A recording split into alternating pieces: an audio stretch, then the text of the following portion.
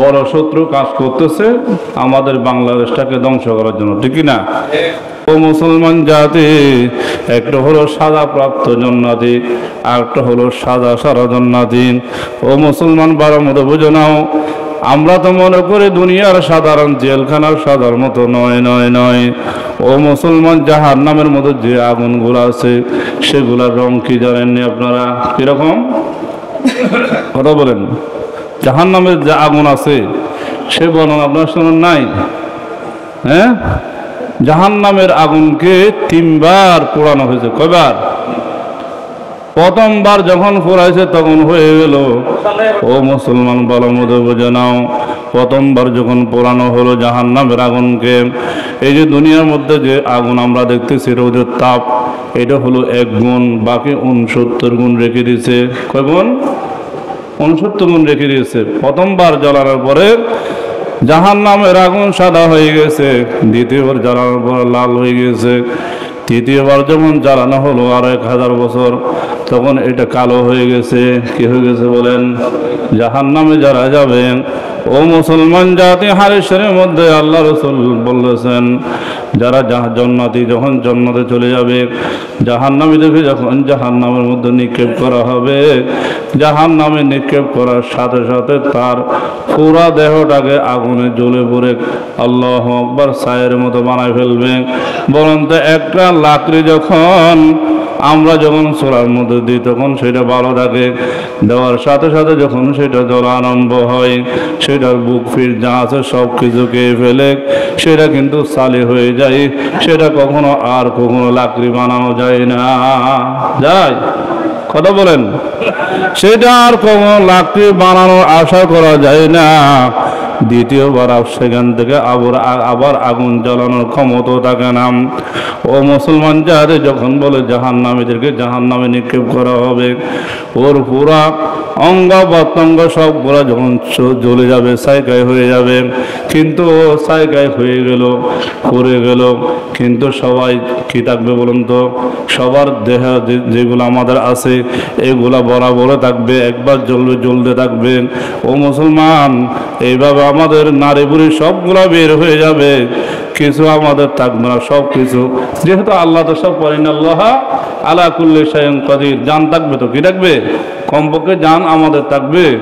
যখন আমরা ওখানে যারা জাহান্নামী হবে, জাহান্নামে যাবে, ওদের সবগুলা জ্বলে পুড়ে ছাই হয়ে গেল, আল্লাহ পাক রব্বুল আমিন ঈমান থাকার বদলতে আবার ঈমানওয়ালা যারা গুনাহ করছে, ঈমান আছে, ওদেরকে বের করে একটা নাহারে হায়াতের নদীর মধ্যে নিক্ষেপ করবে। কোথায়? নাহারে হায়াতের নদীর মধ্যে যখন নিক্ষেপ করবে, তার শরীর ওই ছোট বাচ্চা যেরকম দুনিয়ার মধ্যে আসে সেরকম নিষ্পাপ হয়ে যাবে। সবাই সুবহানাল্লাহ।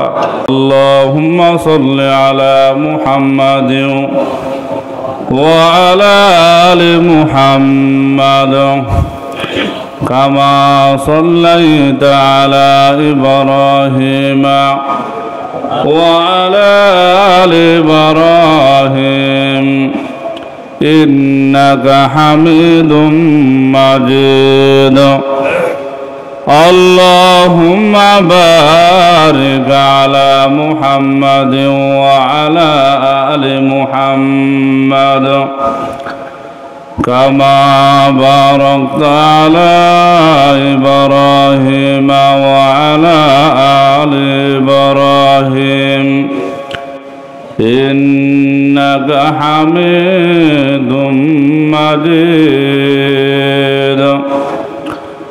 मैं हरो मजहब सोजो आतश अंदर का बजन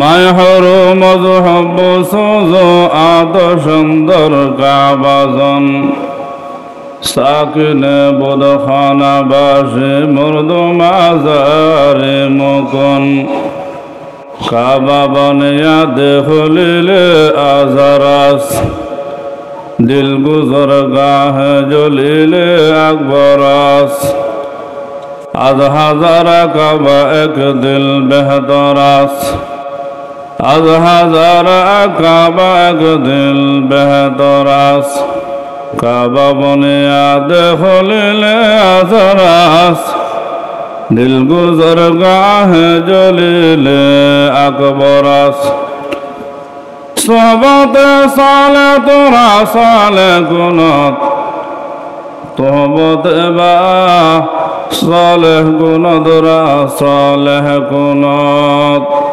सोहबत साले तोरा साले गुनत तोहबत ताले तोरा ताले गुनत यार बदा रतोरा सोए जहीम यारों ने को गिरताया बिनाइम यारों ने को गिरताया बिनाइम अल्हम्दुलिल्लाह আমরা সকলে মহান আল্লাহ পাক জাল্লা শানুর দরবারে লাখো কোটি শুকরিয়া আদায় করি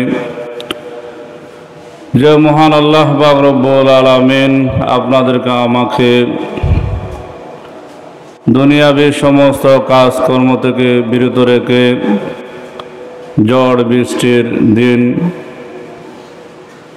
যে দিনে বাংলাদেশের বিভিন্ন জেলা বিভিন্ন অঞ্চল পানির তলে ডোবা বন্যায় ডোবা ঝড় বৃষ্টি অনেক দিন হয়েছে রাস্তাঘাট খুব খারাপ এই মুহূর্তে যে আল্লাহ পাক রব্বুল আলামিন আপনাকে আমাকে দয়া করে সুস্থ রেখে সবল রেখে আল্লাহর করে বেহেশতের বাগানে সকলের পূর্বে আসার এবং বয়ান শোনার আমাকে যে করার জন্য আল্লাহ পাক তৌফিক দান করেছেন আমরা সকলে মহান আল্লাহ পাকের দরবারে কালিমাতুশ শুকর আদায় করি সকলে বলে আলহামদুলিল্লাহ আমরা সকলে দেখতেছি বিভিন্ন খবরের মাধ্যমে শুনতেছি দেখতেছি বাংলাদেশের প্রায় অঞ্চলগুলো পানির নিচে ঠিকই না কথা বলেন মিথ্যা বলছি যেখানে কখনো বন্যা হয় নাই সেখানে কি বন্যার পানি বর্তমানে প্রবেশ হয়ে গেছে বিভিন্ন চারতলা বিল্ডিং পর্যন্ত নোয়াখালীর মধ্যে ডুবে গেছে ফেনীর মধ্যে দেখলাম একটা মাদ্রাসা প্রায় 2 তলা পর্যন্ত ডুবে গেছে ফরিদউদ্দিন আল মুবারক অনেক বড় একজন আলেম এবং ওয়াইস এবং মুহাদ্দিস ওনার মাদ্রাসার মধ্যে শতাধিক ছাত্র পানির মধ্যে বন্দি দেখলাম এইভাবে বিভিন্ন টিম গিয়ে বিভিন্ন সংস্থা গিয়ে আর সেনাবাহিনীরা সহ বিভিন্ন ভাইরা ওদের পাশে দাঁড়াচ্ছে ঠিকই না আপনারা দেখেছেন বিভিন্ন জায়গা থেকে বিভিন্ন লঞ্চ অথবা স্টেট বোট আপনারা দেখছেন মনে হয় এই ফিরিঙ্গা বাজার থেকে কিনে কিনে নিয়ে যাচ্ছে অনেকগুলো ভাড়া নিয়ে যাচ্ছে গাড়ি করে আমরা দেখলাম যে বর্তমানে কুমিল্লা এইভাবে লাকসাম সিলেট ফেনী এইভাবে ফেনীর ভিতরে ছাগলনাইয়া আরও অনেক এলাকা এইভাবে পানির মধ্যে ডোবা বর্তমান কী পরিস্থিতি আমি জানি না তবে রাত্রে পর্যন্ত আমি খবরগুলো দেখেছি সকাল থেকে দেখার সুযোগ আর হয়নি এগুলো হচ্ছে কোথা থেকে কীভাবে হচ্ছে কারা করতেছে এগুলা এত বছর এই সমস্ত এলাকা ডুবে নাই শুধু এখানে নয় চট্টগ্রামও দেখলাম আমাদের পলিটেকনিক্যাল রুবিগেট পর্যন্ত পানি আসছে আমি নিজে একটা ভিডিও ফেসবুক থেকে ডাউনলোড করে নিজের আমার আইডির মধ্যে ছেড়েছি এবার বিভিন্ন প্রাইভেটের গিয়াগুলো আমি নিজে ছেড়েছি এবার পড়িয়া মাদ্রাসার মধ্যে পানি দেখলাম এভাবে দেখলাম জিরি মাদ্রাসা যেখানে আমাদের ধর্ম মন্ত্রণালয়ের উপদেষ্টা ডক্টর আফা মুখালের সাহেব মুহাদ্দিস ছিলেন বর্তমান যিনি ধর্ম মন্ত্রণালয়ে আছে উনি যে মাদ্রাসার মধ্যে পড়াইতেন সেখানেও দেখলাম কি জিরি মাদ্রাসায় পানি এভাবে জামিয়া আহলিয়া 16 মাদ্রাসার মধ্যেও দেখলাম পানি মুরাদপুর আপনারা দেখেছেন পানি এইভাবে পরিস্থিতি একটা বলে বান আছে সেটা বলে ভেঙে গেছে সেখানেও পানি ইউনুসিয়া মাদ্রাসা করে রাখলাম তাও সেখানেও পানি তাহলে এত পানি আসলে কোথা থেকে প্রাবন্ত বাংলাদেশে আমরা অনেক দেখেছি কিন্তু এরকম বন্যার পানি আর কখনো দেখি নাই তাইলে এখানে কোনোটা বড় শত্রু কাজ করতেছে আমাদের বাংলাদেশটাকে ধ্বংস করার জন্য ঠিকই না বলো হুজুর এগুলো জুমার আলোচনায় আর কি আলোচনা নাই বর্তমান প্রেক্ষাপটে যে আমাদের মা বোনেরা কষ্ট পাচ্ছে ভাইরা কষ্ট পাচ্ছে এরও তো আমাদের ভাই বোন ঠিকই না হাদিসে কি আছে আল মুসলিম ও আখুল মুসলিম মুসলমান মুসলমানে কি বলেন তো ভাই আমরা সবাই ভাই ভাই কিন্তু আমাদের মধ্যে ভাইয়ের মধ্যে এখানে শত্রু ঢুকে গেছে, ঠিকই না? বিভিন্ন ইন্ধনে কাজ চলেছে, না হয় এত বছর ডুবে না এই এলাকাগুলা। মাঝে মধ্যে শুনতাম শুধু কি ফেনী, ফেনী না ওই সিলেট, তাই না, হবিগঞ্জ, সুনামগঞ্জ, এগুলা নাম শুনছি, কিন্তু কুমিল্লা, লাকসাম, ফেনী এগুলো কখনো নাম শুনে নাই। মিরুসারা পর্যন্ত বলে পানি আসছে শুনলাম। আমাদের এক আত্মীয়র বলে 2 তলা বিল্ডিং আছে, 1 তলা ডুবে গেছে। তাহলে এই পর্যন্ত পানি। তাহলে 12 যে গেট আছে এগুলো কারা খুলছে? কে এমনি অটোমেটিক জাঙ্গারে ফানের দাকে ভাঙে গেছে নাকি আসলে কি খুলে দিচ্ছে? তাহলে এগুলো করতেছে কেন? এত সত্য আমি কেন? তাহলে আল্লাহর ভয় অন্তরে যদি না থাকে তাহলে কি শয়তান আমার অন্তরে, আপনার অন্তরে, যারা এই কাজগুলো করতে তাদের অন্তরে থাকবে, ঠিকই না? শয়তানের গোলাম হয়েছে, পেটের গোলাম, যার এখানে কি শয়তানি করতেছে, ঠিকই না? ওসা আল্লাহ বলেন ইয়া আইয়ুহাল্লাযীনা আমানুত্তাকুল্লাহ ওয়া কুনু মা'আস সাদিকিন। আল্লাহ বলেন হে ঈমানদারেরা। কাদেরকে বলছে? কথা বলেন, ঈমানদার কারে কয়? যারা মুসলমান ঈমান আনছে এদেরকে তো কি বলা হয়? ঈমানদার বলা হয় নাকি? নাকি কোনো কাফের, এই যে মোদি, এরা কি ঈমানদার বলে? কথা কন না। ভারতের মোদি, ওরা কি কেউ ঈমানদার বলে? উনি কাফের। উনি কি যদিও বা মুসলমানের বেশে চলে আর কি, কি রাখে একটা পাঞ্জাবি, সিরা পাঞ্জাবির একটা সাদা কি মুসলমান তো প্যান্ট পরে, একটু সাইডটা সাইডটা দাঁড়িয়ে রাখছে, মুসলিম তো লম্বা, ঠিকই না? তাই কি মুসলমান হয়ে গেছে? মুসলমান হতে হলে ইসলামের ছায়া তলে আসতে হবে, ঠিকই না? কালিমা পড়তে হবে। মুসলমানের সাথে চলাফেরা করলে ও কখনো মুসলমান হতে পারে না। পারে? কথা বলেন। তাও মুসলমানের সাথে চলে কার সাথে? নারীর সাথে। তাহলে হেতে লম্পট। এটা কি ভালো মানুষ কি নারীর সাথে চলে? এগুলো না বলে পারতেছে না, খুব দুঃখের বিষয়গুলা। কেন? আল্লাহর হুকুম, আমার ক্ষমতা যতদিন ছিল নেতাগিরি করলাম, আমার আল্লাহর হুকুম নাই, চলে গেছে যেভাবে হোক। তাই বলে আমি জনগণের ক্ষতি করবে সেটা তো হতে পারে না। আমার দ্বারাই জনগণ উপকৃত হইতে হবে, তখন আমাকে আবার জনগণে খুঁজে আনবে, ঠিকই না? এখন আমি যদি জনগণের পিছিয়ে লাগে থাকি তাহলে কি কখনো আর আশা করা যায়? কথা বলেন। আশা ওই সময় করা যাবে যখন আমাকে বের করে দেওয়ার পরও আমি পোষণ না করি, ওদের সাথে বন্ধুত্বর আচরণ করতেছি, মানবতা দেখাচ্ছে, আফসোস করতেছি, ওদের যে আরো সহায়তা করতেছি, তখন বলবে খারাপ বলে তো ভালো, আলহামদুলিল্লাহ অনেক সহায়তা আমাদের করেছে, যাক ওনাকে দরকার। কারণ বিপদে বন্ধুর পরিচয়। বলেন বিপদে। তাহলে এগুলা কি ওরা বোঝে না?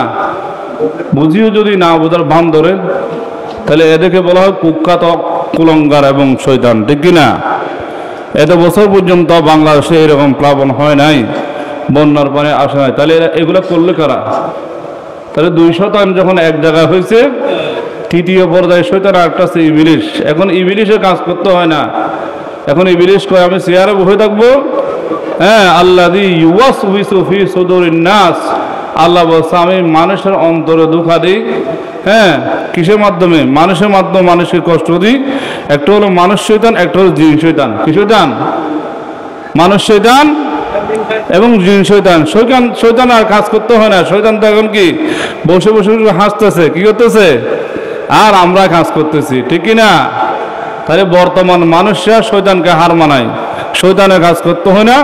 শয়তানের কাজ আমাদের মতো কিছু, হ্যাঁ আমাদের মতন, আমাদের সেই খারাপ কিছু লোকে এগুলা কি হয়ে গেছে, বন্ধ হয়ে গেছে, শয়তান বনে গেছে, এই জন্য শয়তান আর কাজ করার দরকার নাই, ঠিক কিনা? তাহলে আমাদের দাবি এটাই, একজন মানুষকে, সে কাফের হোক অথবা অন্য ধর্মলোক হোক, খ্রিস্টান হোক, কথা বুঝলেন, মুসলমান হোক, কাউকে এইভাবে পান দিয়া মারা, এটা কোথাও জায়েজ আছে? কোনো ধর্মে আছে? বলেন, কোনো ধর্মে এগুলা নাই যে একে অপরকে আমরা কষ্ট দিয়ে মেরে ফেলি, পানি দিয়ে হোক অথবা হ্যাঁ গোলাগুলির মাধ্যমে হোক অথবা এমনি হোক, বুঝলেন নাই? এরকম তো মারা জুলুম বা কসে রওয়ানিস, জুলুম কারোর জন্য জায়েজ নাই। মারামারি হানাহানি করা কোনো ধর্মের মধ্যে কিনে বলেন জায়েজ, যে ধর্ম হোক না কেন। ওইরকম হলে তো আল্লাহ রসুল জনাব মুহাম্মদ রাসূলুল্লাহ সাল্লাল্লাহু আলাইহি ওয়াসাল্লামের যুগে কোনো কাফের মুশরিক বেদিন আবু জেহেল আবু লাহাব উকবা শুয়াইবা এগুলা থাকতে পারতো না, পারতো? বলেন, কথা বলেন না।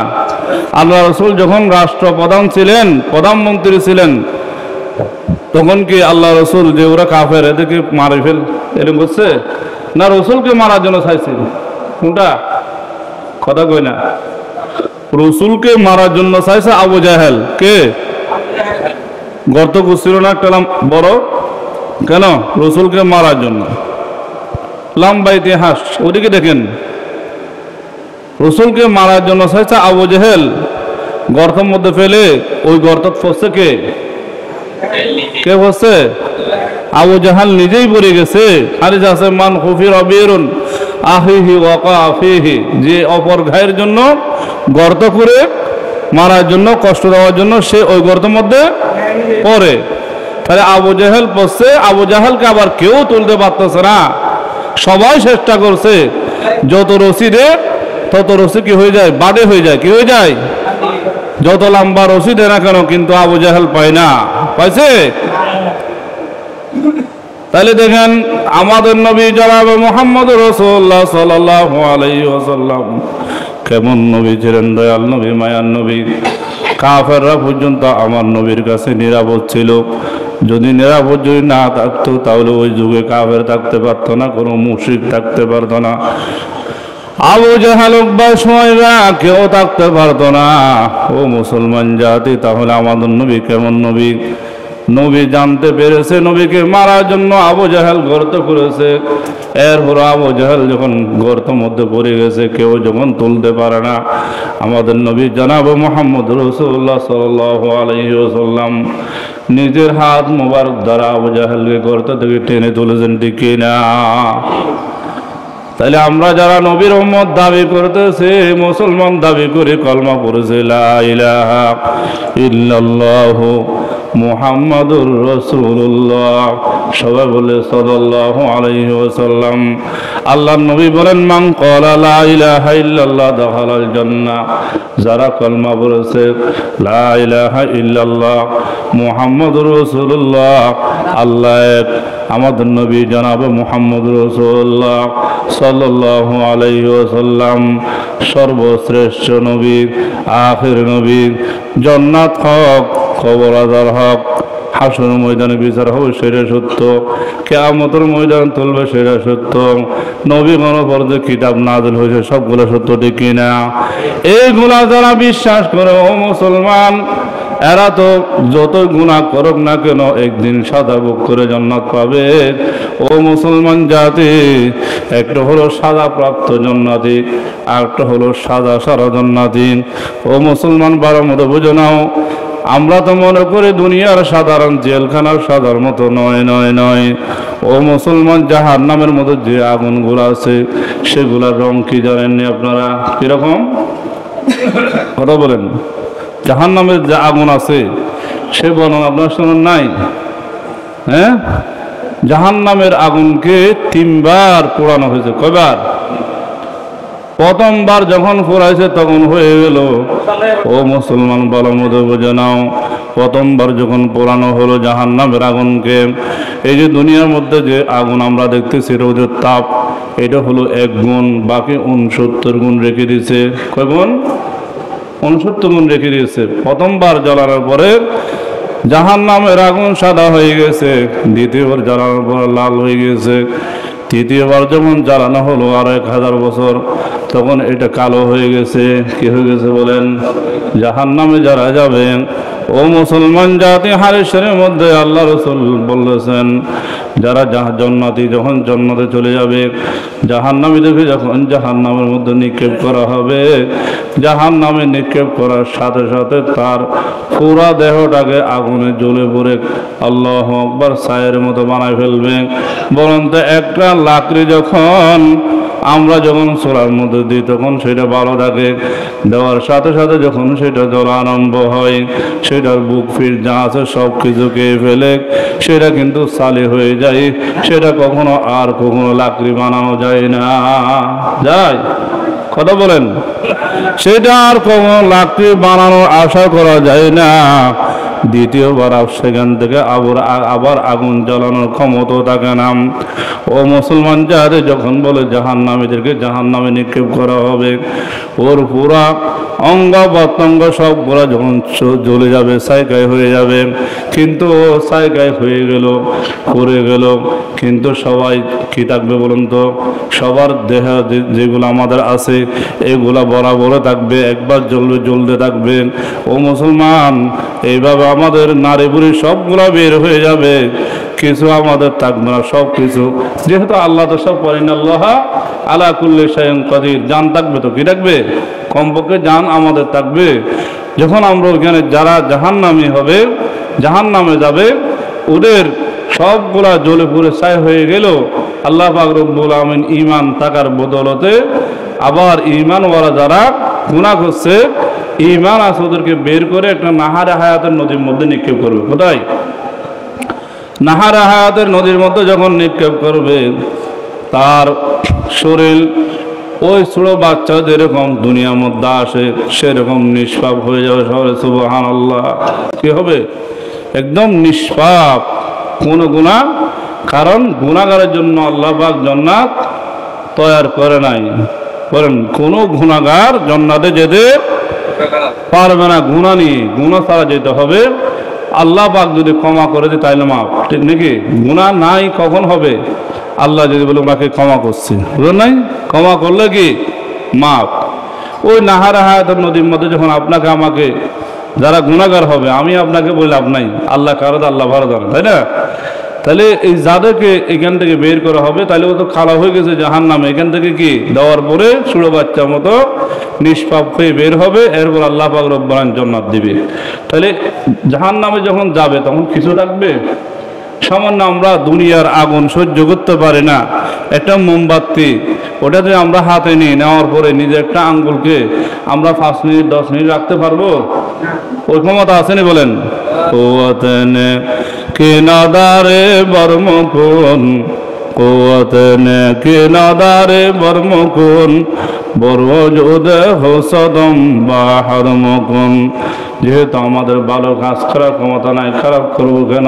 বলেন। ভালো কাজ তো করি না, বলেন, করিও না, তাহলে খারাপগুলো করবো কেন? জাহান্নামে যাবো কেন? দুনিয়ার মধ্যে কেউ কি চায় জেলখানা যাইতে? বলেন, দুনিয়ার কোনো ব্যক্তি যারা সম্মানী ব্যক্তি ওরা চায় না কখনো দুনিয়াতে যে একটা জেলখানা আছে সেটাতে যেতে চায় না। চায়নি? বলেন। অথচ আল্লাহর হাবিব জনাব মুহাম্মদুর রাসূলুল্লাহ সাল্লাল্লাহু আলাইহি ওয়াসাল্লাম বলেছেন, আদ-দুনিয়া সিজনুল মুমিনি ওয়া জান্নাতুল কাফির। দুনিয়াটা হলো মুমিনের জন্য কয়েদখানা, জেলখানার মতো, আর কাফেরদের জন্য জান্নাতের মতো। কিসের মতো?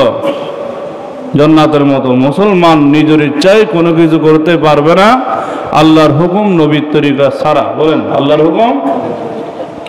আমাদেরকে একটা ল্যাগাম লাগাইছে, ইসলাম হলো, ইসলাম মানা মানি ইসলাম মতে জীবন যাপন করতে হবে, কলমা পড়া মানি ইসলাম মতে জীবন যাপন করতে হবে, কোরআন এবং সুন্নাহ মতে জীবন যাপন করতে হবে, ঠিক কিনা? তাহলে কোরআন এবং হাদিসে কি আছে এক অপরকে কষ্ট দাও, পানি দিয়ে কষ্ট দাও, হ্যাঁ পানি ছেড়ে দিয়ে কষ্ট দাও, আসেনি? বলেন।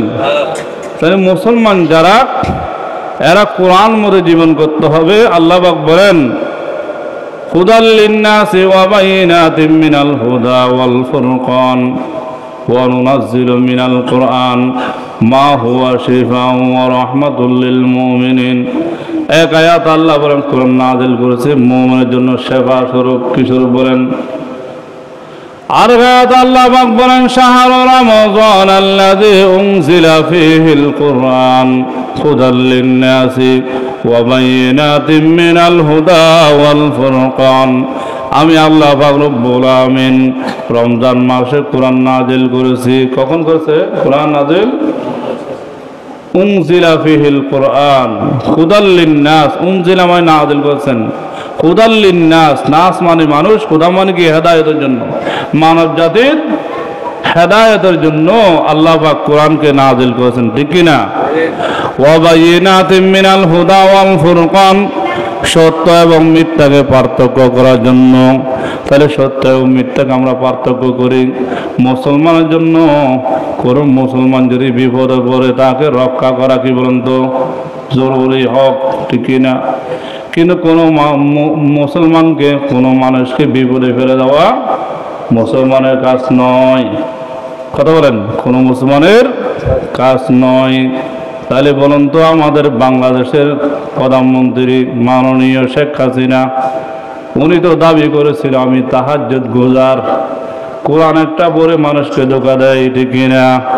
কথা বলেন, দাবি করেছে কিনা আমি তাহাজ্জুদ নামাজ পড়ি, কোরআন পড়ি, এরপরে রাষ্ট্রতে যাই, গণভবনে যাই। তাহলে তুমি দাবি করেছো তুমি মুসলমান, তোমার ভিতর তো 1 নম্বর পর্দা নাই, কি নাই বলুন তো? যার কারণে শরম নাই। মরহুম ফজলুল করিম উনি আন্দোলন করেছিলেন আর রিজালু কাওয়ামুনা আলান নিসা, নারী নীতি হারাম। কি বলছিল? নারী নীতি হারাম। হারাম থেকে কখনো হালালের আশা করা যায় না। বলেন, হারাম থেকে, তিতা গোলাতে, তিতা গাছ থেকে কখনো মিঠা গোয়ার আশা করা যায় না। হারাম থেকে কখনো হালাল হয় না। বলেন, হারাম থেকে, যেমন নাকি সুদের টাকা হারাম, ওই সুদের টাকা থেকে কখনো হালাল টাকা বের হবে না। বলেন, হালাল টাকা বের হবে না। নারী নীতি যদি জায়েজ থাকতো, তাহলে আমাদের নবী রাজনীতি না করিয়া আমাদের নবীর স্ত্রী আয়েশা অথবা যে কোনো স্ত্রীকে বানাই দিতেন দেশের প্রেসিডেন্ট, ঠিক না? বানাইছে। ওখান থেকে দেখেন, আমি কথা বলবো কোরআন হাদিস থেকে, নবী কি করছে, আমরা কি করছি। এখন আমরা বসা দিই পার্লামেন্টে, নাকি দোকানে, পাড়ে, মার্কেটে মহিলাদেরকে বসা দিই, কিন্তু অন্য পুরুষ দেখে মজা মারে। কি মারে? এটা কবিরা গুনাহ। কি হয়? কবিরা গুনাহ হয়, বেচা কিনা বেশি হয় না। এটা জাহান্নামের জন্য আপনি বেশি প্রস্তুত হচ্ছেন। যা করিব যাচ্ছি না, কারণ এই কথা বলতে গেলে অনেক মা বোনের এলাকাতে দোকানে ফাড়ে বসে ওরা আমার পিছনে এমনি লাগা আরো লাগে থাকবে, বুঝলেন নাই? কি কইতাম, সত্য কথা বললে কি বিপদ, ওয়াজ করা যাবে না, বুঝলেন নাই? বয়ান করা, জুমার বয়ানও করা যাবে না, কোনো মাহফিলও করা যাবে না। কারণ কোরআনে যা আছে তা বলতে গেলে কি আপনাদের গায়ে লাগবে। তাহলে বলুন তো, গায়ে যদি লাগে, আপনি আমাকে গালি দিলে আপনার ইমান থাকবে? কথা বলেন, ইমান থাকবে? যখন কি ফতোয়াটা আছে, কেউ গুনাহ করতেছে, বলে এই বেড়া তুই গুনাহ করস, জাহান্নামে যাবে, বলে করলে কি হয়েছে? বলেন, করলে তখন বলা হয়েছে কি ফতোয়াতে তোর ইমান গেছে। কি গেছে? ইমান। একটু গুনাহ করতেছে, বুঝলেন নাই? তখন তো আল্লাহ তাআলা হয়তো ওনাকে মাফ করতে পারে, কিন্তু যখন তুমি বলে নামাজ না পড়লে কি হয়েছে, পর্যন্ত নামাজ কি রে, তোমার ইমান গেছে। কি হয়েছে? গুনাহ করবো, কি হয়েছে? তোমার ইমান শেষ। কি হয়েছে বলো? সব জায়গায় কিন্তু গাদ্দারি করা যায় না, টেরাগিরি কি করা যায় না, ভালো মতো বোঝো। তাহলে কোরআন মতে দেখেন, আর রিজালু কাওয়ামুনা আলান নিসা, হালাল হারাম থেকে কখনো হালালের আশা করা যায় না। এই পর্যন্ত আমরা হারাম থেকে কখনো হালালের আশা করতে পারি নাই। এখন যারা বিএনপির আছে এরা খুব হুজুরে পাইছে, ভাই আমি বিএনপি, আওয়ামী লীগ, জামাত, জাতীয় পার্টি, সরমনাই, এই সেই ডক্টর কাকে বুঝি না। কত হলো কোরআন এবং হাদিস মতো চলো, কোনটা? কথা বলেন, কোরআন এবং হাদিসের বিপরীত হলে আমার মা হল, আমার মাকে আমি চলবো অবশ্যই। আমার নিজের ভিতরে রূপ থাকলে আমারও পরিবর্তন হইতে হবে। কথা বুঝেন, কোরআন সুন্নাহ মতো চললে আপনার আমার দুনিয়াতেও শান্তি হবে, পরকালেও শান্তি হবে। কোরআন সুন্নাহ মতো যদি না চলি, আমি যত লেকচার দিই কাজ হবে না। নিজের ভিতরে আমলও থাকতে হবে, কাজও করতে হবে, ঠিক না? এখন আমরা দাওয়াতের যখন কাজ করি, নামাজ পড়া ঠিক মতো তুই ফরজ নামাজ দাওয়াত দোষ, তাহলে যারা দাওয়াত দেয় ভালো মতো বুঝিয়েন। নামাজ যদিও না পড়ে, আজকে যখন বাইরেছি এরপর দেখবেন আস্তে আস্তে যখন ওর চতুর্দিকে পরিচয় হয়ে যাবে, নামাজ না পড়ে আর থাকবে না। কেন? বলে আমি নামাজের দাওয়াত দিই, আমি যদি না পড়ি তাহলে এরা পড়বে না, বুঝলেন নাই? কথা বলছেন ঘটনাটা? তাহলে কত হলো, এটা আমল নিয়তে আমরাও করি, আপনারা শোনেন। ভালো মতো বুঝেন। তাহলে আল্লাহর হুকুম নবীর তরিকা মানলে শান্তি আছে, না মানলে কোনো শান্তি নাই। আজকে আফগানের দিকে লক্ষ্য করেন, আলহামদুলিল্লাহ আফগানিস্তান বর্তমানে ধীরে ধীরে এগিয়ে যাচ্ছে। কোনো রাষ্ট্রের প্রতি তাদের খেয়াল নেই, তারা নিজেরাই একতাভাবে উঠতেছে, ঠিক কিনা? আজকে ছোট ছোট বাচ্চারা পর্যন্ত যারা আছে সবাই পর্দা, মা বোনা পর্দা করতেছে, হালাল আছে, হারাম বলতে এখানে নেই, ঠিক কিনা? তাহলে আলহামদুলিল্লাহ আমি এই কথা বলতে চাই, কোনটা? কোরআন সুন্নাহ মতো যদি চলে সবার জীবন সুন্দর হবে, রাষ্ট্রপ্রধান থেকে নিয়ে সবার। কোরআন হারে যদি বেড়ে যায় তাহলে কেউ শান্তিতে থাকতে পারবে না। যেমন নাকি আমি বলি, এই যে তালেবে ইলম যারা আছে খারাপ, অর্থাৎ যারা মাদ্রাসার মধ্যে হাফেজে কোরআন হওয়ার জন্য লেখাপড়া করতে যায়, আলেম হওয়ার জন্য যায়, এই জন্য গর্তের পিপিলিকও দোয়া করে, সাগরের মাছও দোয়া করে, এইভাবে কি জঙ্গলের বাঘও দোয়া করে। কি করে কথা বলেন? হাদিসের ভাষায় জঙ্গলের বাঘও কি করে দোয়া করে। তো জঙ্গলের বাঘও দোয়া করে, বাঘে তো মানুষকে সিঁড়ি ফিড়ি খায়, এর জন্য দোয়া করে কেন? ও মুসলমান, যাদের ভালো মতো বোঝে না এই জন্য দোয়া করে যে যতদিন পর্যন্ত আল্লাহ বললে ওরা থাকবে, বুঝেননি? আল্লাহ আল্লাহ জিকির করে, কোরআন পড়ে, 5 ওয়াক্ত নামাজ পড়ে, ওই রকম একটা ব্যক্তি যদি দুনিয়াতে থাকে তাহলে কখনো কিয়ামত কায়েম হবে না। তাহলে বাঘে দোয়া করে কেন? যাতে সেও বাঁচতে পারে। বলেন, বাঘে কথা বলেন না ভাই, বাঘে দোয়া করে কেন? যাতে সেও থাকতে পারে, সে তাকার জন্য দোয়া করছে, আসলে ওই হার দোয়া করতেছে না। এইভাবে ফেরেশতারা পাকা বিছাই দেয়, যে রাস্তা দিয়ে হেঁটে যায় কবরস্থান থাকলে ওদের কবর আযাব মাফ হয়ে যায়। কেন? কারণ এদের একটা ফজিলত আছে, কোরআনের বদৌলতে, ঠিক না? তাহলে কোরআনের সাথে যদি লেগে থাকে কি হয়ে যায়? দাম বেড়ে যায়। বলেন, মানুষ স্বর্ণ চেয়ে দামি হয়ে যায় কোরআনের সাথে লাগলে, ঠিক না? এখন তো আমরা কোরআনের সাথে লাগতে চাই না, কোরআন থেকে দূরে থাকতে চাই। সাহাবায়ে কেরাম কোরআনের সাথে লেগেছিলেন, আমাদের নবী কোরআনের সাথে লেগেছিলেন, সম্মান বাড়ছে না কমছে? কথা বলেন, সম্মান বাড়ছে। আমরাও যদি কোরআনের সাথে লেগে থাকি আমাদের সম্মান বাড়বে। কোরআনের মধ্যে যদি জীবন যাপন করি, রাষ্ট্রসহ পরিচালনা করি, সম্মান বাড়বে। আরামে ক্ষমতা চলে যাওয়ার পরে ঘরের মধ্যে নাক টেনে ঘুমাতে পারবা, ঠিক না? গত জুমায় বলেছিলাম, আর যদি কোরআন মতো না চলিয়া নিজের ইচ্ছা মতো দেশ চালাই, অথবা আমি যদি জুলুম করি, তাহলে আমার পরবর্তীতে আমার জন্য আবার ওই জালেম দাঁড়ায় যাবে, আমাকে আর ঘুমাতে দিবে না। তাহলে আল্লাহ রসুল সাল্লাল্লাহু আলাইহি ওয়াসাল্লাম দুনিয়া থেকে চলে গেছে, রাষ্ট্রপ্রধান ছিল, প্রধানমন্ত্রীর দায়িত্ব পালন করেছিল। ওনার স্ত্রীদেরকে জেলের মধ্যে আরেকটা আসে ঢুকাইছে নাকি? কথা বলেন না, ইতিহাস দেখেন। আল্লাহ রসুল স্ত্রীরা জীবিত ছিল না? কয়েকজন ছিল না? আল্লাহ রসুল দুনিয়া থেকে চলে গেছে, হ্যাঁ, আমাদের প্রধানমন্ত্রী তো ওনার বোনকে সহ নিয়ে দায়ছে, কারণ শেখ রেহানা না নাম তো শুনেছেন। কিন্তু আল্লাহ রসুলের স্ত্রীরা কি, উনি দুনিয়া থেকে চলে যাওয়ার পরে ক্ষমতা যখন চলে গেছে তখন কি ওনার সবগুলাকে নিয়ে ফাতেমাকে সহ নিয়ে জেলে ঢুকেছে? ওনার মেয়ে জামা ছিল জেলে ঢুকেছে নাকি? এখন তো দেখা কাঁধের বেড়ি যেটা ছিল তার ঘরের মধ্যে অনেক টাকা, তাই না? এরও আবার জেলে ঢুকেছে, কোথায়? রিমান্ডে দিয়েছে। তাহলে ইসলাম মতো চললে শান্তি না অশান্তি? বলেন, কথা বলেন জোরে। শান্তি আর শান্তি। আজকে ইসলাম মতো চলনা বিরে অশান্তি বেড়ে গেছে, দুনিয়ার লোভ আমাদের বেড়ে গেছে। আমরা আল্লাহর গোলাম না বনিয়ে বর্তমানে পেড়ে গোলাম হয়ে গেছি। কার গোলাম? পেড়ে গোলাম। আচ্ছা, পেড়ে গোলাম আমরা যত হই, এই পেড়ে আমরা যত বেশি বলি, বরং তো আপনি বেশি করে যেদিন খান একদম আনলোড অবার, তখন আপনার বদনা দিয়ে দূরাইতে হয়। কি হয় বলুন তো ভাই? সত্য বলছি, কিন্তু যেদিন আপনি বেশি করে খান আনলোড, খাওয়ার উপর খাওয়া, কেমনে? দাওয়াত মাগরিব হলো 3টা খেয়ে দেখেন অবস্থা 12টা বাজে যাবে। কি বলে এগোরে খাইছি বলে চলে গেছে, আবার আরেক ঘরে, আবার আরেক ঘরে। আমরা খেয়ে দেখছি তো একটু মাঝখানে, বুঝলেন কেমনে? ও দাওয়াত দিতে অনেক সময় বেশি দাওয়াত পড়ে যায়, তখন মন রক্ষা তো অল্প অল্প বলে খাইলেও তারপরে ডিস্টার্ব। যা খাবেন একবারে যদি অল্প চলেও খাই তাহলে আলহামদুলিল্লাহ কি থাকে, পেটটা ঠিক থাকে। আর আপনি যত বড় দরবেশ হোক না কেন, বেশি করে যত দোয়া পড়েন না কেন, খাইলেও পেট নষ্ট হয়ে যাবে। কি দেবো? তাহলে আল্লাহর গোলাম যদি হই কখনো আমার পেট নষ্ট হবে না। আল্লাহর গোলাম বুঝেনি, যত ইবাদত করেন কোনো সমস্যা নাই, যত পাপ করেন বুঝুন নাই সমস্যা আছে। ঠিক আছে, অল্প হোক আর বেশি হোক, বলেন অল্প হোক আর বেশি হোক। তাহলে কি বুঝলাম আমরা? আল্লাহর ইবাদত অসীমিত।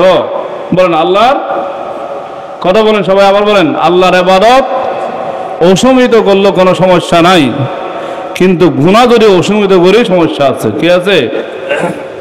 যহারাল ফাসাদ ফিল বাররি ফিল বাহর বিমা কাসাবাত আইদিন নাস।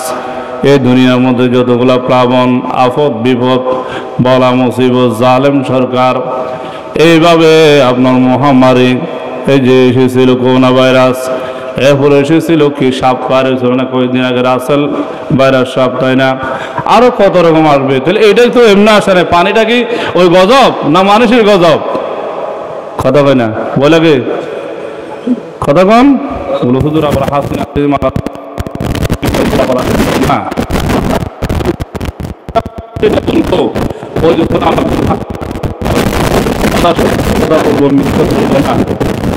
লাগতেছেন বন্দার হাই বেজাকে ধরো গদ্দাহাদার বন্দার হাই। বলো হুজুর এখন সরকার নাই তো আপনার পাইছেন নাকি মজান? না, আমি সরকার চলে যাওয়ার 3 জুমা আগে থেকে আমি কিন্তু বয়ান করছি সরকারের বিরুদ্ধে। বলি নাই, কোটা আন্দোলন নিয়ে কথা বলছি, ছাত্রদের পক্ষে কথা বলছি। আমার নাম আল্লাহ জানে থানার মধ্যে চলে গেছে, আমি জানি না। তবে শুনতেছি জামাত শিবিরের লিস্টের মধ্যে আমার নামটাও চলে গেছিল যে আমাকে গ্রেপ্তার করবে, কারণ আমি মসজিদে কথা বলছি দিনের পক্ষে, হকের পথে, কোরআনের পথে, ছাত্র আন্দোলনের পক্ষে, এরা হক আছে, যাখানে আমার নামও চলে গেছিল। কিন্তু আমি ভয় পাই না। কেন? কারণ হলো আমাদের মৃত্যু একদিন হবেই, কপালে যা আসা হবে। তবে হক কথা বলে আমাদের ইমাম আবু হানিফা রহমতুল্লাহ আলাই জেলখানার মধ্যে মৃত্যুবরণ করেছেন। ইমাম বুখারী রহমতুল্লাহ আলাই। আমাদের উত্তরসূরি যারা আছে এরা ভয় পায় না, আমরা কেন ভয় পাবো ভাই? আমি এই জন্য বলছি আজকে লক্ষ্য করেন বাংলাদেশের এত অবস্থা কেন। তাহলে আমি বলতে চাই আমাদের ডক্টর ইউনূস যিনি বর্তমানে সরকারের দায়িত্ব পালন করতেছেন, অন্তর্বর্তী সরকার, আপনাকে বলবো আমাদের এই মসজিদের মুসল্লিদের পক্ষ থেকে, কি বলেন আপনার পক্ষে আছেন? যেরকম তাহলে পক্ষে আছেন নাকি ভয় পান? ভয় পাওয়ার কিছু নেই, কারণ এটা হলো অন্তর্বর্তী সরকার, কারো পক্ষ নয়, নিরপেক্ষ সরকার। দাবি যা আছে বলতে পারবেন যে যারা আমাদের বাংলাদেশের মধ্যে পানি দিয়ে আজকে বাংলাদেশের মানুষকে ক্ষতিগ্রস্ত করেছেন, অনেক মা বোনেরা মৃত্যুবরণ করেছেন, গরু ছাগল পানির মধ্যে অবুজ প্রাণী যেভাবে বাঁচতেছে আর সাঁতার কাটতেছে, পানির ঢলে যাচ্ছে, চোখের পানি রাখা যাচ্ছে না, এই অবস্থা। যতক্ষণ দেখি ততক্ষণ মন কি ঘামে, কিভাবে কি করা যায়, কিছু করা যাচ্ছে না। তাহলে বলবো যারা বর্তমান প্রধানমন্ত্রীর দায়িত্ব পালন করতেছেন, উপদেষ্টাগণ আসেন, সবাই মিলে বসে মোদিকে সহ যার ইন্ধনের কাজ হচ্ছে দুটাকে এক রশিদে বেঁধে ফাঁসি দেন। কি দেন? কথা বলেন, এক রশিদে আমরা ফাঁসি চাই। কারণ এতগুলা মানুষ বাংলাদেশে বসবাস করে। এই যে ফেরির মধ্যে যে গেটটা, এটা অনেক বছর ধরে বন্ধ, তাই না? ডুমুর গেট একটা আছে কোথায়, এই বড় গেট যেভাবে খুলে দিচ্ছে প্রায় গেট ওদের খুলে দেওয়া হয়েছে, যার কারণে বাংলাদেশে এই অবস্থা। তাহলে আমরা মুসলমান হিসাবে, আমাদের ভাই হিসাবে, তাহলে আমি মুসলমান বলবো না, ধর্মলোক থেকে নিয়ে হিন্দু, বৌদ্ধ, খ্রিস্টান, ওদেরও তো ভাই বোন নাকি? আমরা যদি বা শত্রু মানলাম, মুসলমানের শত্রু, কিন্তু হিন্দু, বৌদ্ধ, খ্রিস্টান এখানে আছে কিনা? সাগমা আছে কিনা? নাই। তাহলে ওরও তো কুমিল্লাতে, ফেনীতে, এইভাবে সিলেট আছে না? তা আমাদের সাথে ওরও তো মরতেছে, মরে কিনা? ওদেরও তো ক্ষতি হচ্ছে। তাহলে ওদের দিকে তাকাই তো তোমাদের মন্দ রাখা উচিত ছিল। কারণ আপনি যখন যে কোনো জায়গায় একটা আক্রমণ করবেন, আপনার ভাই যখন থাকবে অবশ্যই আপনার একটু কি বন্ধ রাখতে হবে নাকি?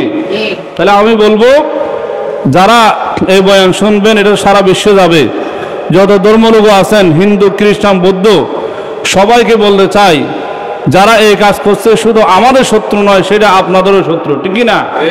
কাদের? তাহলে এইরকম প্লাবন যাতে আর কখনো না হয়। যারা করেছে, বাংলাদেশের মধ্যে যতগুলা ক্ষতি হয়েছে, ঘর বাড়ি মানুষ, সবগুলার অবশ্যই গুণাগারে দিতে হবে, ঠিক না? যদি না দেয় তাহলে জাতীয় সংঘ সহ সারা পৃথিবীর মধ্যে যতগুলা প্রধানমন্ত্রী আছেন, হ্যাঁ, যারা আইনমন্ত্রী আছেন, র্যাব বাহিনী আছেন, সেনাবাহিনী আছেন, সবার কাছে আমাদের একটা দাবি যে আমাদের এই ভাইদের ক্ষতিপূরণ যদি না দেয়, লাশের যদি ক্ষতিপূরণ না দেয়, গরু মোষ সাগরের যদি ক্ষতিপূরণ যদি না দেয়, তাহলে এই দুজনকে বাংলাদেশে যেভাবে হোক এনে ফাঁসি দিতে হবে, ঠিক কি না? কারণ আমরা চাই না আমাদের ভাইরা ক্ষতিগ্রস্ত হোক, এরা মরে যাক, আমরা আরামে থাকি। চান নাকি আপনারা? যদি আমরা আরামে থাকি, এখানে যারা বসে আছি, যারা মনে করি যে আমাদের তো কিছু হয় না, হবে না, দেখবেন যে যখন সব ছেড়ে দিবে, চতুর্দিক থেকে যখন পানি আসবে, এই মুক্তিযুদ্ধ এলাকা নয় সারা বাংলাদেশ ডুবে যাবে। কি যাবে? বলো হুজুর কিভাবে বললেন? কারণ বাংলাদেশ হলো একটু নিচে। কিভাবে? এইভাবে বোঝেন কথা, নিচা প্রায় 30 ফুট উপরে নিচে। তাহলে এত যদি নিচে ওটা যদি উসুল হয়, ওরা যদিও ডুমুর গেট কি খুলে না দেয়, অন্য গেট খুলে না দেয়, কোথাও যে ভেঙে দিল কি পানি চলে আসবে, বলে আমরা তো গেট খুলি নাই, এটা এমনি ভেঙে গেছে, এত বছর বাংলা নাই, এখন বাংলা কেন? বোঝেন নাই? তাহলে আমরাও বাঁচার রাস্তা নাই। তাহলে বুঝিয়েন, সবাই দেখি পানি খাইতে হবে, দুর্ভিক্ষ বেড়ে যাবে। এই জন্য আমাদের দাবি, অবশ্যই সেটার বিচার করতে হবে। আমাদের যিনি বর্তমান অন্তর্বর্তী সরকার ডক্টর ইউনূস রয়েছেন, আপনার কাছে দাবি জানাচ্ছি, আপনি যেভাবে হোক ওদের বিচার করেন। আমার কথা হলো, আমরা কোরআন হাদিসের মধ্যে কারো বিপক্ষ নয়। কারো বিপক্ষ ভাই? আপনাদের পক্ষে বলছি। আমি না বললে কি হয়েছে, বুঝলেন নাই? না বললে আল্লাহর কাছে ধরা থাকবো। তাহলে আমরা যদি পারি সবাই মিলে, এই মসজিদ থেকে হোক অথবা এখানে যতগুলো মসজিদ আছে সবাই মিলে হোক, অথবা মুরব্বীরা মিলে একটা সংগঠন করে, যে সমস্ত এলাকায় হ্যাঁ ক্ষতিগ্রস্ত হয়েছে, যাদের খানা নাই, যাদের কাপড় চোপড় নাই, দেখেন 1 রাত 2 রাত 3 রাত যদি পানি থাকে, এইভাবে কোনো কাপড় চোপড় চৌকি কোনো কিছু রাখবে? কিছুটা ঘর বাড়ি তো সব যাবে গা। তাহলে এরা অসহায় হয়ে গেছে। এই মুহূর্তে দরকার আমাদের সবার ওদের পক্ষে দাঁড়ানো, ঠিক কিনা? যদি ওরকম যদি মনে চায়, তাহলে আমরা আমাদের ভাই হিসাবে, বোন হিসাবে, মুসলমান হিসাবে দায়িত্ব পালন করব। নিজের পক্ষ থেকে যা পারি আমরা, ওদের কিছু নম্বর আছে, বিভিন্ন সংস্থা দিয়েছে যারা বিশ্বাস্ত, ওদের কাছে আপনারা কি দেন। যেমন নাকি ধরেন আমাদের একজন আছে শেখ আহমদুল্লাহ সাহেব, ওনার একটা ফাউন্ডেশন আছে, কি নাম এটার নাম? হ্যাঁ, আসুন্নাহ ফাউন্ডেশন। আলহামদুলিল্লাহ, এই ফাউন্ডেশন দিতে পারবেন, এখানে কোনো দুর্নীতি নাই, কি নাই? অথবা আসুন্নাহ ফাউন্ডেশন না দিয়ে আমরা কয়েকজন যদি মিলে আলহামদুলিল্লাহ কিছু কালেকশন করে ওখানে দিতে পারে, অনেক বড় সওয়াব হবে। কেউ ভাই? তাহলে আমি এখন খুঁজবো না, যদি মনে হয় আপনারা আশাআশি বললে, তাহলে ইনশাল্লাহ আমরা জমা রাখবো। যেমন আমাদের মুয়াজ্জিন সাহেব আছে, এই আঙ্কেল আছে, ধরেন উনি আছে, এরকম আরও অনেক লোক আছে, এইখানে নূর মোহাম্মদ ভাই আছে। আমরা সবাই যদি ইনশাল্লাহ একটু দাঁড়াই, হ্যাঁ, সবাই যদি ইনশাল্লাহ সহায়তা করি, তাহলে ইনশাল্লাহ অনেক বড় উপকার হবে। আজকে এখন আমি বলবো না, আপনারা যদি দিতে মনে চাই তাহলে এসে এদের হাতে দিয়ে দিবেন, হ্যাঁ, একটা নাম লিখে দিবেন আর মোবাইল নম্বরটা দিবেন, পর আমরা জায়গা মতো টাকা পৌঁছা দেবো। আপনাদের টাকা গেছে কিনা আবার আপনাদেরকে ফোন করে বলতে পারবো ইনশাআল্লাহ। কি বলেন? আল্লাহ সবাইকে এই সমস্ত ক্ষতিগ্রস্ত মানুষের পাশে দাঁড়ান তৌফিক দান করুক। আর যে সমস্ত এলাকার ক্ষতি হয়েছে, আল্লাহ তাআলা ওদেরকে ধৈর্য ধারণ করার তৌফিক দান করুক। যারা এই জুলুম করতেছে, আল্লাহ তাআলা ওদেরকে হেদায়েত নসিব করুক। কি করুক? হেদায়েত যদি না হয়, আল্লাহ কিন্তু কয়েকদিন সুযোগ দেয়, আল্লাহ কিন্তু ছেড়ে দেয় না, আল্লাহ ছাড় দেয়, ছেড়ে দেয় না। তাহলে আল্লাহর কাছে আমরা বলবো, আল্লাহ এই সমস্ত কুলাঙ্গার যারা এই ক্ষতিগুলা বাংলাদেশে করছে, ওদেরকে আপনি পৃথিবী থেকে একদম চিরতরে নমরুদের মতো, ফিরআউনের মতো ধ্বংস করে দেন। সবাই আমিন বলেন। আবার বলেন আমিন, আবার বলেন আমিন। ওয়া আখিরু দাওয়ানা আলহামদুলিল্লাহি রাব্বিল আলামিন।